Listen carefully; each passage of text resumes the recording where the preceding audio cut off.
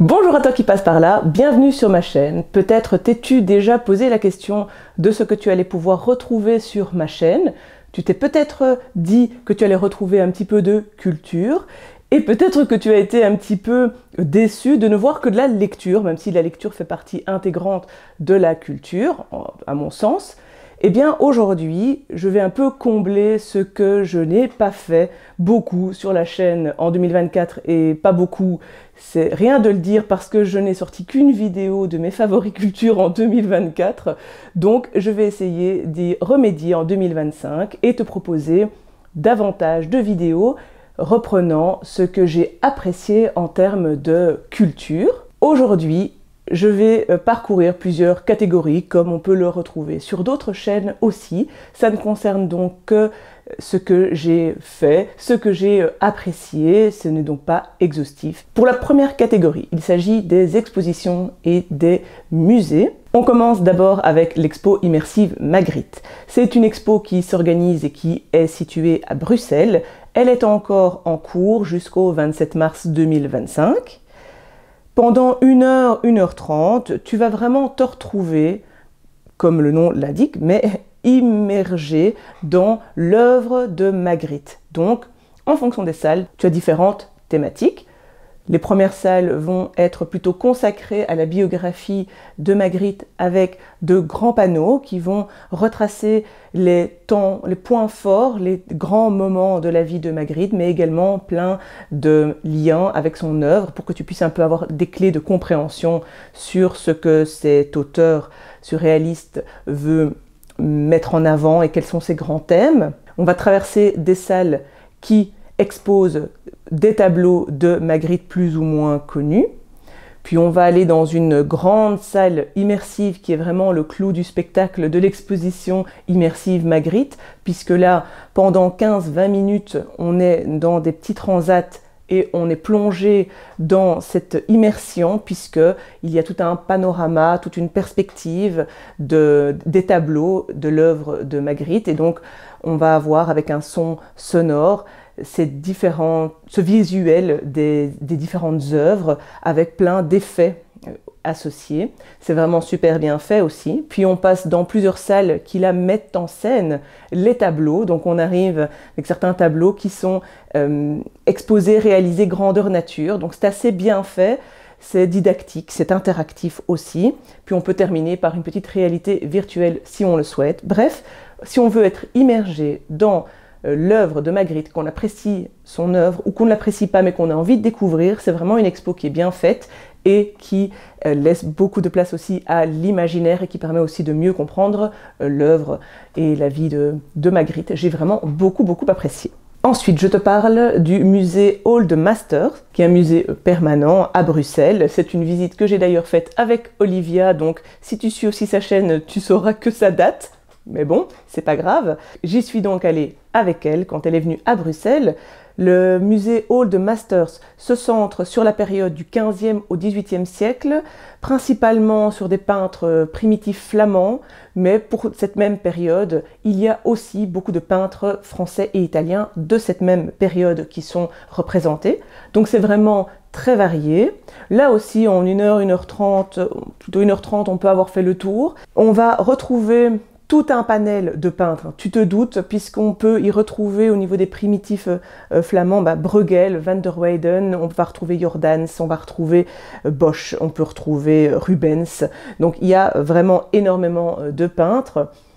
Maintenant, pour moi, le petit bémol, c'est que quand on n'est pas initié, quand on n'est pas soi-même historien de l'art, ou qu'on n'est pas là avec un audio guide, un guide, ou quelconque autre fascicule qui donne des explications, on n'en a pas énormément via le musée. Nous avions un audio guide et heureusement, parce que certains tableaux avaient donc un numéro et on pouvait à ce moment-là avoir un petit peu plus de détails sur le tableau, mais on n'a pas d'explication globale sur le contexte, sur qui est qui, donc ça manque cruellement pour moi d'explications quand on n'y connaît pas beaucoup ou quand on a oublié.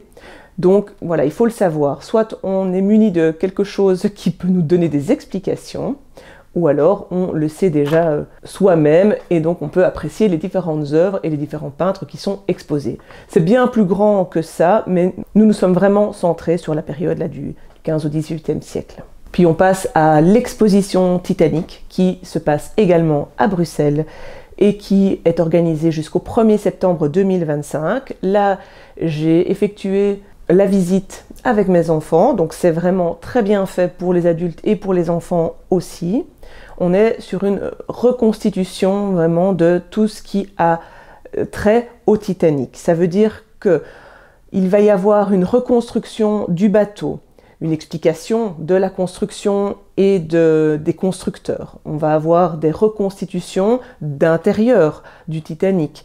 On va avoir beaucoup d'objets d'origine qui sont présentés. C'est très didactique, il y a beaucoup d'explications, mais sans qu'il y en ait trop. C'est très accessible pour tout le monde. On n'est pas envahi d'explications. Et surtout, c'est tellement bien ciblé qu'on retient. Ça permet, en sortant de l'exposition, d'avoir pu se rendre compte de ce qu'ont un petit peu vécu les survivants et également les passagers du Titanic, de comprendre la réalité de l'époque, parce que on illustre bien les différences de classe, les différences de traitement qui vont amener à un sauvetage plus ou moins important en fonction de la classe dans laquelle on se situe. Et donc, c'est très impressionnant quand on circule et quand on sort de cette exposition, qui est, je trouve aussi, très bien réfléchie, très bien construite et bien réalisée. Le petit bonus, c'est que quand on entre dans l'exposition, on est muni d'un ticket avec un nom, avec un numéro de cabine, et quand on sort de l'exposition, il y a un énorme panneau qui reprend le nom de tous les passagers de toutes les différentes classes, et le jeu, c'est d'aller voir si son nom est dans la liste des passagers survivants ou non.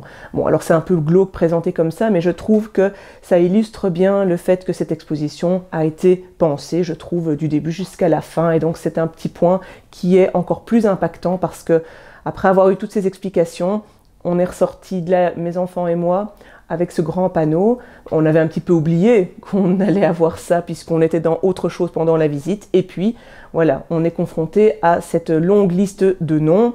On cherche, on voit si on survit ou pas. Et puis surtout, on prend conscience de la grande disparité entre les premières classes où presque tout le monde a survécu et puis les troisièmes classes où c'est vraiment l'inverse. Et comme il y a une ligne qui distingue les survivants des autres, c'est extrêmement bien illustré. Et donc je trouve que là aussi pour les enfants, c'est frappant de pouvoir constater ça et de prendre conscience de ça. Donc voilà pourquoi je mentionne aussi ce point. Bref, une exposition que j'ai aussi beaucoup aimé faire. Puis je suis allée à l'exposition permanente située à Liège qui s'appelle Plus jamais ça.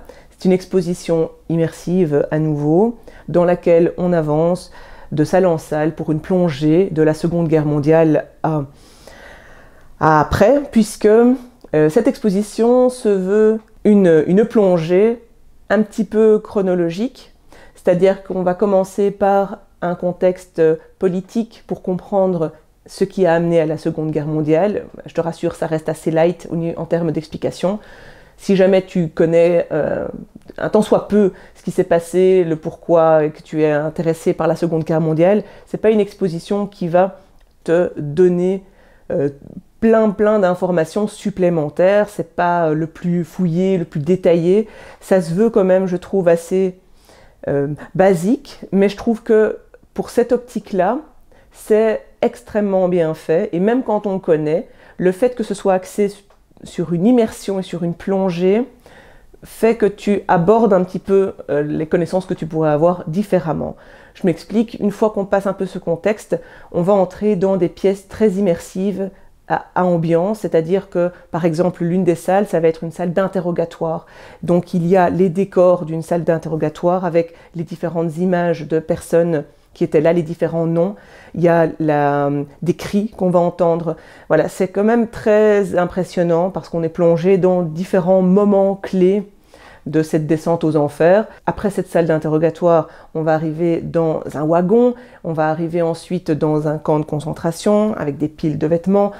Voilà, je ne vais pas tout te révéler, mais c'est vraiment très très bien fait pour être touché et plonger vraiment là-dedans et confronté à l'horreur et essayer de te représenter un mini peu, parce que franchement, c'est pas grand-chose, mais ça te permet d'appréhender un petit peu l'horreur auquel ont été confrontés des millions de personnes. Là aussi, je trouve que c'est accessible à un public jeune, averti, et donc c'est vraiment pas mal. Et pour moi, ça devrait être vu par tout le monde. Voilà, c'est un prérequis, je trouve, de cette période de l'histoire. Le petit bémol, c'est que l'objectif de l'exposition, c'est également de pouvoir prendre conscience que ça ne doit plus arriver maintenant, et que ça doit changer. Et donc la question se pose de comment résister aujourd'hui. Et ça, je trouve que ça aurait pu être un petit peu plus détaillé, un peu mieux fait, parce que on ne le voit qu'à la fin de l'exposition. Donc pour moi, c'est un peu dommage de miser sur ce questionnement-là et ne pas trop s'y pencher. Voilà. Mais à côté de ça, tout le reste est vraiment très bien fait.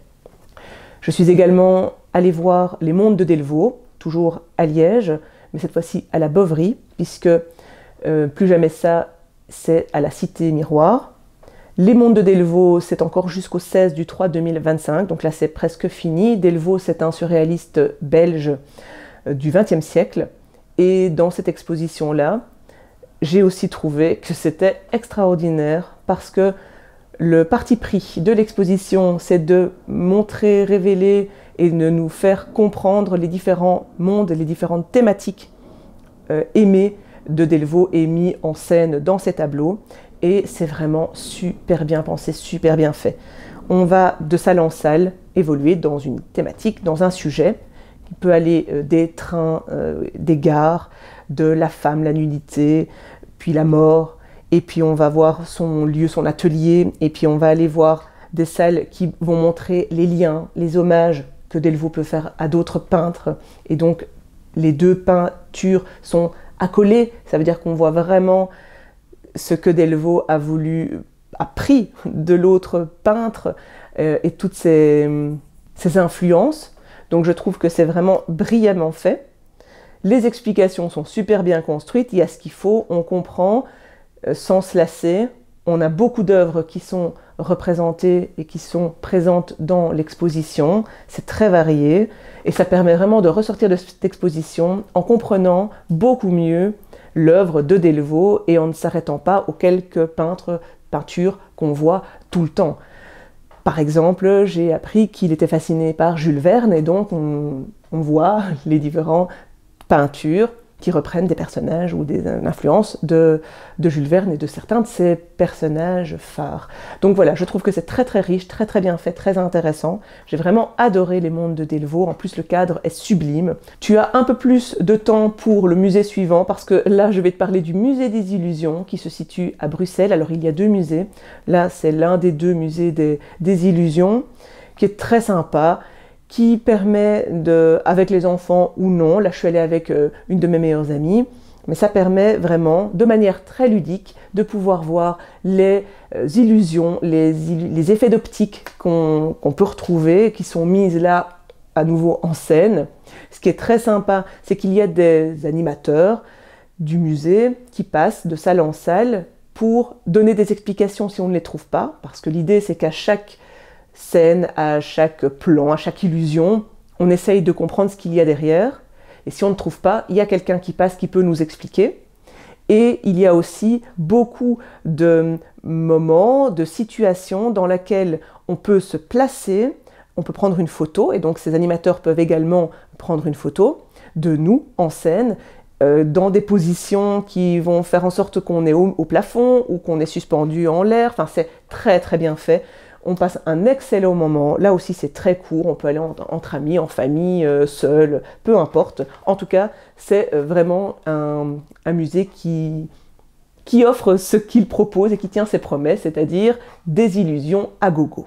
Et puis, alors moi, je n'ai pas tendance à faire des vlogs ou à parler beaucoup de mes voyages, donc Je suis allée à Londres quelques jours en 2024 et j'ai évidemment fait beaucoup de choses et beaucoup de visites culturelles. Je ne vais te parler que du musée Sherlock Holmes parce que c'est celui qui a le plus grand lien, qui a un lien avec la lecture. Donc je m'appesantis un peu plus sur ce musée, mais j'ai évidemment fait beaucoup d'autres choses. Le musée Sherlock Holmes est à nouveau immersif, c'est un peu le thème de tout ce que je te présente aujourd'hui. Le musée Sherlock Holmes se situe donc dans le 221B Baker Street, donc c'est vraiment très emblématique évidemment. On a la porte d'entrée, on a un garde, on a la plaque, et puis on entre pour vraiment monter dans cet appartement avec des reconstructions assez minutieuses de l'appartement de Sherlock Holmes. Donc évidemment rien n'est réel et tout se base sur l'univers de Sherlock Holmes et donc de ce qu'a voulu nous faire vivre Conan Doyle, mais je trouve que quand on apprécie l'œuvre, eh bien se retrouver là, c'est quand même assez mythique, puisqu'on va évoluer dans sa chambre, on va évoluer dans le bureau, dans le salon. Il y a évidemment des objets clés, plein de références qui sont expliquées. Il y a des guides qui sont dans plusieurs salles et qui vont aussi donner un peu de contexte et expliquer certaines choses. Je pense que quand on connaît, on est encore plus amateur, mais même quand on ne connaît pas, on peut vraiment avoir déjà, et qu'on a quelques petites références, on a déjà des éléments clés. Puis on a aussi les différents personnages caractéristiques qui vont être là en poupée de cire. Bref, très très bon moment aussi, un peu exigu. Et quand il y a beaucoup de personnes, il faut aller un petit peu vite et on ne peut pas rester très longtemps dans les salles, mais très bon moment. Et puis il y a aussi un petit magasin. Alors est-ce utile que je te le montre? Non! Est-ce que j'ai envie? Oui! J'ai acheté et craqué, évidemment, pour des marque-pages. Je ne t'en montre qu'un, mais voilà, on a ici évidemment le petit marque-page de Sherlock Holmes, avec l'adresse. Voilà, j'en ai acheté un autre avec une petite citation et un autre objet. Bref, on craque facilement, il y a d'autres objets aussi. L'idée n'est pas de faire de la pub pour ça, mais voilà, j'avais envie de te le montrer. Et puis, j'ai aussi fait une visite à Amsterdam, là aussi, on en a fait pas mal, on est allé en famille, mais je suis allée voir la maison Anne Frank, et là, on se retrouve dans la vraie maison, là où elle a été cachée, puisqu'il s'agit du magasin dans lequel travaillait son papa et son associé. Et dans ce magasin, il y a toute une annexe qui a été construite et cachée pour que Anne Frank, sa famille et une autre famille puissent rester cachés, invisibles évidemment, du reste du monde. Donc, là, la maison Anne Frank se visite et on passe de pièce en pièce avec le magasin, avec des images de comment il était, des explications de comment est-ce que les choses ont été faites, à quelle période, par qui, comment. Et puis on monte petit à petit, on passe dans l'annexe qui a été construite, on se rend compte des pièces du fait que c'est aussi exigu et qu'ils étaient beaucoup, on passe de chambre en chambre, donc c'est très touchant, c'est très prenant émotionnellement aussi parce qu'on se retrouve dans ce vrai bout d'histoire et dans ces vrais lieux, donc c'est d'autant plus impressionnant. Maintenant, là aussi, il y a énormément de monde, donc on ne peut pas du tout prendre son temps, on est limite poussé. J'avais l'impression de me retrouver au Vatican et ne rien pouvoir voir parce que je devais suivre juste la vague. Et là, c'était un peu ça. Et donc ça, c'est un petit peu ce que je regrette parce que c'est typiquement un endroit où on a envie de rester, où on a envie d'exercer quelques minutes de silence et de pouvoir s'imprégner un petit peu des infos qu'on reçoit et des lieux dans lesquels on est. Et malheureusement, ça, c'est pas vraiment possible. Il faut peut-être trouver un moment où il n'y a personne, hors saison. Mais bon, en tout cas là, c'est une visite dont je me souviendrai très très longtemps parce qu'elle était extrêmement forte et puissante et triste évidemment. Voilà pour les expositions et les musées, c'est évidemment ce qui a pris le plus de temps dans la vidéo, je pense, mais écoute, j'en ai fait pas mal.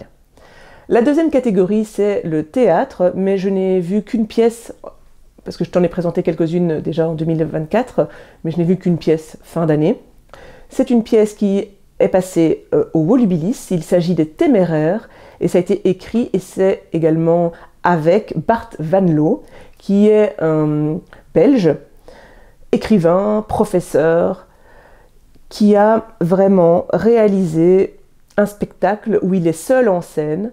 C'est un spectacle qui va retracer toute l'histoire des Bourguignons et qui va mêler l'histoire de la Belgique, mêler à ce contexte de la France, de la Hollande.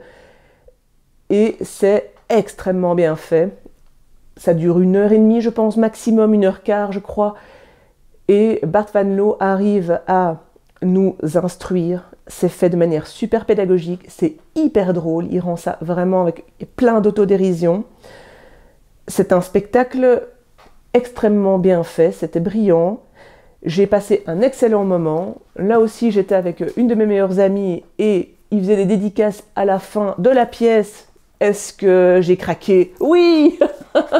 J'ai acheté un grand format, moi qui n'aime quasiment que les poches. Mais j'ai une dédicace qui se trouve ici. Bon, elle est toute petite, mais voilà, on a pu rencontrer Bart Van Loo. Et puis, ça va me donner aussi l'envie enfin j'ai envie en tout cas de me replonger dans cette histoire des Bourguignons, parce qu'évidemment, on ne retient pas grand-chose tellement c'est dense. Il arrive vraiment à vulgariser ça et à ne reprendre que certains éléments, mais je me rends compte que ça fait déjà quelques mois. Je n'ai plus beaucoup de choses en mémoire, donc je pense que je vais beaucoup apprécier me replonger dans cette histoire des Bourguignons. Il y a pas mal d'illustrations aussi qui sont reprises ici dans le livre. Donc voilà, je pense que ce n'est pas non plus un achat futile, on sera sûr comme on peut. La troisième catégorie du jour, ça concerne les produits. Au niveau des produits, je voulais te présenter d'une part un magazine, alors je ne sais pas si on doit le présenter, mais en tout cas, moi c'est le magazine emblématique pour moi d'un magazine culturel. Il s'agit donc de L'Éléphant, et j'en ai deux parce que l'Éléphant, alors ils se sont un petit peu étoffés, multipliés, en tout cas ils proposent pas mal de choses, notamment pour les enfants. Moi ici je te présente d'abord L'Éléphant, donc la revue de culture générale qui propose par chapitre une thématique dans un grand domaine. Ça veut dire qu'on peut passer de la philosophie à l'histoire, à la psychologie, à la littérature, à la politique. Il y a à chaque fois des petites questions pour voir si on a bien compris, des petits tests. C'est extrêmement bien fait, c'est très scientifique dans le sens où c'est très explicatif.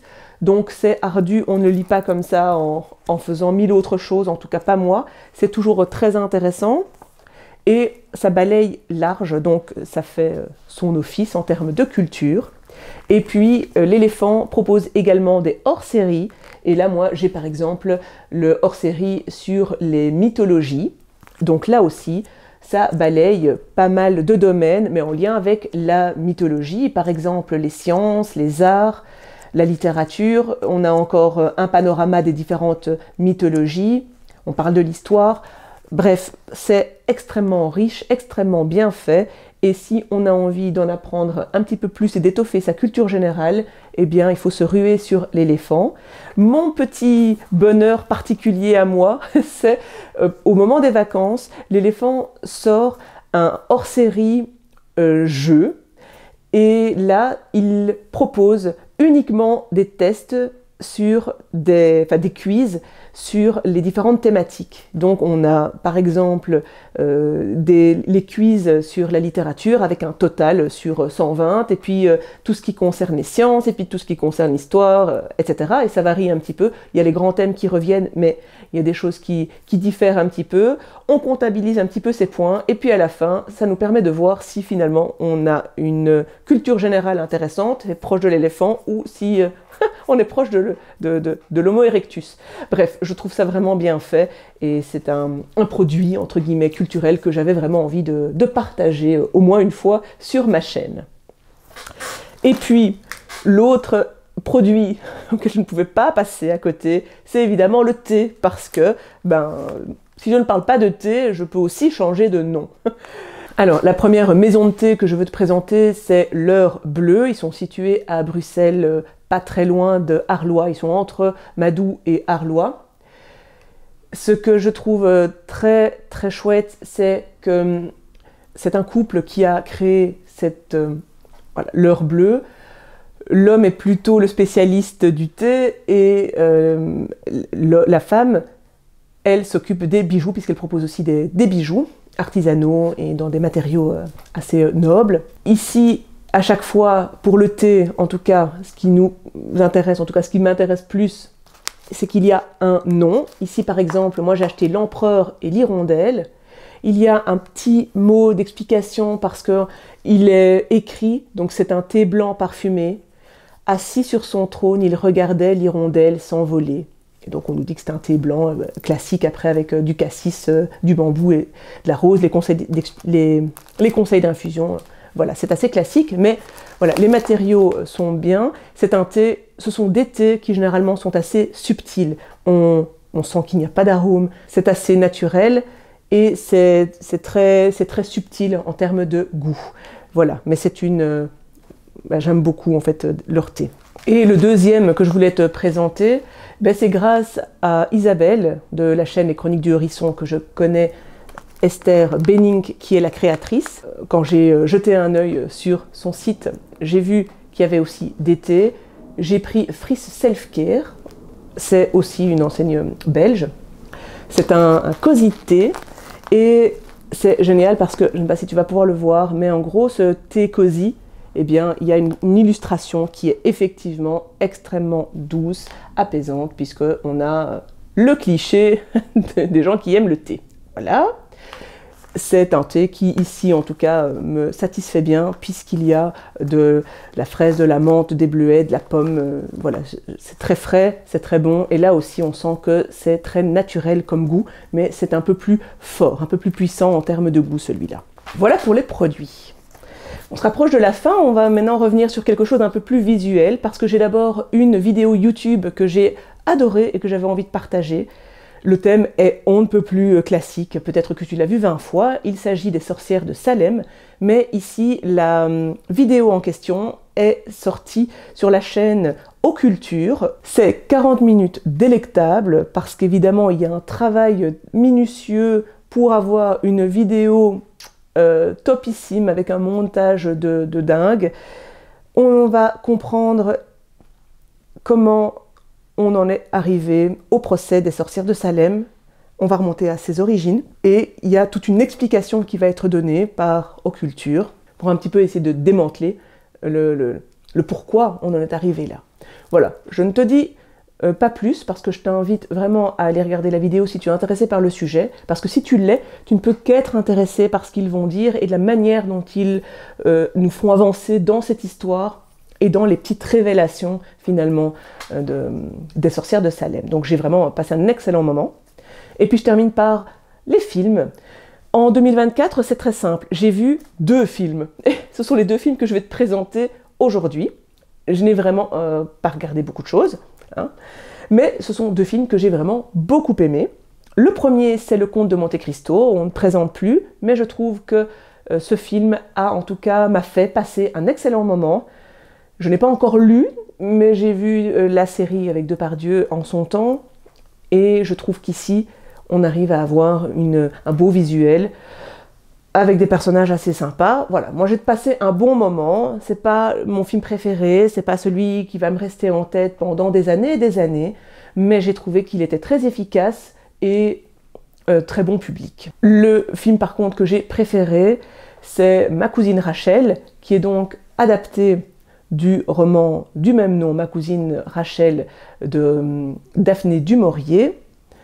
Là pour le coup je l'ai lu, et j'ai trouvé que ce film était très fidèle au roman. On se trouve dans cette campagne anglaise, il y a une bande originale qui met dans une ambiance extrêmement réussie, les acteurs sont exceptionnels, et surtout, cette ambiance, ce questionnement qu'on a tout au long du livre, va être super bien retranscrite aussi dans le film. Bref, si on a aimé le livre, on ne peut qu'aimer le film, je trouve, parce que tout y est. J'ai passé un délicieux moment et j'ai arrêté, quand le film s'est arrêté, je n'ai eu qu'une envie, c'était de le revoir. Et de relire le livre aussi. Donc je pense que là, ça parle de soi-même.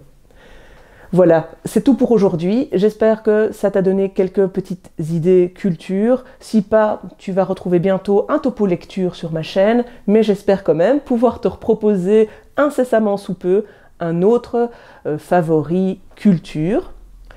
En attendant, eh bien, que le plaisir de lire et de te cultiver soit avec toi.